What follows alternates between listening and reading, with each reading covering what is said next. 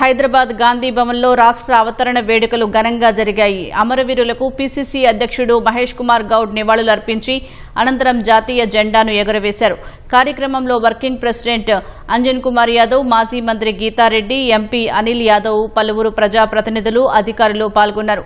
BRS 10 ఏళ్ల పాలనతో ప్రజలు విసిగిపోయారని, ఆ వ్యతిరేకత కారణంగానే కాంగ్రెస్ అధికారంలోకి వచ్చిందని స్పష్టం చేశారు. మరో 2.5 సంవత్సరాల గడువు ఉందని, సీఎం రేవంత్ రెడ్డి నేతృత్వంలో 100 స్థానాలు దాటి మళ్లీ అధికారంలోకి వస్తామని ధీమా వ్యక్తం చేశారు. 2014లో తెలంగాణ ఇచ్చినప్పుడు కూడా ప్రజలు మనకు అధికారం ఇవ్వలేదు. 10 ఏళ్లు ఇచ్చిన కొత్త తెలంగాణని కాపాడుకునే ప్రయత్నంలో కాంగ్రెస్ పార్టీ తన వంతు కృషి చేస్తూ వచ్చింది. ఆఖరికి 2023లో ఆనాడు పీసీ అధ్యక్షుడు రేవంత్ రెడ్డి గారి నేతృత్వంలో కాంగ్రెస్ కలని సాకారం చేస్తూ అధికారాన్ని కట్టబెట్టినారు.